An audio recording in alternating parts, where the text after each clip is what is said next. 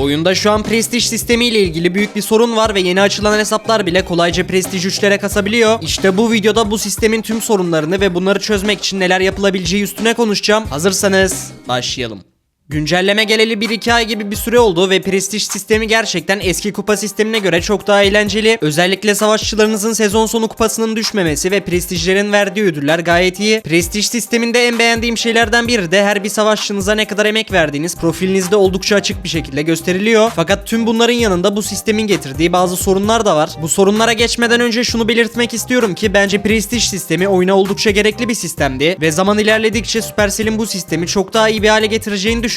Şu anki sorunlara baktığımızda eşleşme sisteminin adaletsizliği, prestij kasmak için yetenekten çok zaman gerekmesi, sıralamaya çıkmanın artık imkansız olması, yeni oyuncuların bile çok yüksek kupalar kasabilmesi gibi bir sürü sorun var. Hepsine az sonra detaylı olarak değineceğim fakat ben Supercell'in bu sorunların farkında olduğuna ve sonraki güncellemelerde düzelteceklerini düşünüyorum. İlk sorundan başlayacak olursak özellikle yüksek kupalarda eşleşme sisteminin oldukça adaletsizleştiğini fark etmişsinizdir. Bu güncellemeyle Supercell eşleştirme sistemine MMR yani yetenek seviyenize bağlı eşleşme getirdi. Bu da demek oluyor ki eğer kötü oynuyorsanız oyun bunu bir şekilde anlıyor ve ona bağlı olarak da karşınıza kötü rakipler atıyor. Tam tersi eğer iyi oynuyorsanız da karşınıza oldukça zor rakipler gelecek. Aslında benim bu sisteme hiçbir lafım yok. Bence oldukça mantıklı. Ama burada asıl sorun şu ki bu sistemi manipüle etmek aşırı kolay. Mesela şu an sıralamaya girdiğimizde yeni açılan hesapların prestij 3'lerinin olduğunu görebilirsiniz. Bunlar çoğunlukla alt hesaplar oluyor ve Supercell bu hesap yeni açıldığı için her maç karşısına kötü oyuncular atıyor. Bu şekilde de yeni hesaplarla çok kolay bir şekilde kupa kasılabiliyor. Ancak diğer tarafta hakkıyla kasmaya çalışan oyunculara baktığımızda her maçı kazanmak için oldukça zorlanmaları gerekiyor. Bir tarafta bir oyuncu hesabı yeni açıldığı için çok kolay prestij kasabilirken diğer tarafta deneyimli oyuncu her maç iyi oyunculara karşı oynamak zorunda. Bu da bizi ikinci soruna getiriyor. Eğer prestij 2 üstünde en az bir kez oynadıysanız çok iyi bilirsiniz ki eşleşme süreleri çok ama çok uzun. Bazen bir maç bulmak için 15-20 dakika bile beklemek gerekebiliyor. Eşleşmenin uzun sürme sebebi de aslında az önce bahsettiğim MMR sisteminden kaynaklı. Eğer eski kupa sistemine bakacak olursak maçlar her zaman savaşçınızın şimdiki kupasına bakılarak bulunurdu. Yani rakibe de sizle aynı savaşçı kupasına sahip oyuncular atardı. Ancak şu an yeni sistem devreye girdiği için tamamen MMR'ınıza bakıyor ve rakibi de benzer MMR'lı bir takım atmaya çalışıyor. Bununla beraber rekabetin azaldığında eklemeden geçmeyeyim. Şu anda oyunun metası tamamen buff'ler üzerine kurulu. Yani yüksek kupalarda her maç aynı savaşçıların oynandığını göreceksiniz ve bu da stratejiyi oldukça azaltan bir şey. Eğer 35 rank sistemine kıyaslayacak olursak eski zamanlarda meta çok daha geniş olduğu için çok daha fazla savaşçılar tercih ediliyordu. Ancak şimdi her maç neredeyse aynı savaşçılar oynandığı için yetenek oldukça düştü. Bu videoda değinmek istediğim son konuda artık sıralamaya çıkmanın imkansız olması. Biliyorsunuz prestij güncellemesi geldiğinde son kez bir kupa sıfırlaması oldu ve her savaşçınız 1000 kupaya düştü. Ama artık herhangi bir kupa sıfırlaması olmayacak. Yani oyuncular düşmeme korkusu olmadan dilediği kadar kupa kasabiliyor. Bu sistem ortalama oyuncular için bence mükemmel oldu. Örneğin şu an bir savaşçınızı prestij 2 yaparsanız gelecekte bir daha düşme korkusu olmadan gönül rahatlığıyla oynayabiliyorsunuz. Fakat işin diğer tarafında liderlik tabloları da var. Şu an liderlik tablolarını açarsanız çoğu oyuncunun çoktan 200 bin, 150 bin gibi dehşet kupalar kastığını görebilirsiniz. Ve bu kupa enflasyonu artık sezon sıfırlamaları olmayacağı için asla durmayacak. Mesela bugünden 2 sene sonrasını hayal edelim. Oyuncular muhtemelen 1 milyon kupalara çıkacaklar. 5 sene sonra da 5 milyon kupa olacaklar ve bu enflasyon asla durmadan devam edecek. Bir de o tarihte oyuna yeni başlayan bir oyuncunun bakış açısından bakalım. Oyuna 0 kupada başlıyorsunuz ama en iyi oyuncular 4-5 milyon kupalarda geziyorlar. Günde 24 saat oynasanız bile artık sıralamaya çıkmanızın şansı yok. Tabi videonun başında da dediğim gibi prestij sistemi bence şimdiki sorunları saymazsak oldukça güzel. Gelecek güncellemelerde saydığım bu sorunların hepsine bir çözüm getirileceğini düşünüyorum. Eğer sizin bu sistemde değiştirilmesini istediğiniz fikirleriniz varsa yorumlar kısmına yazabilirsiniz. Kupa kasmak demişken bu sistemde kupa kasmak için bazı yeni taktiklerin olduğunu biliyor muydunuz? Şu anda ekrandaki videoya tıklayarak da yeni sistemde en hızlı şekilde nasıl kupa kasabileceğinizi öğrenebilirsiniz. Görüşmek üzere.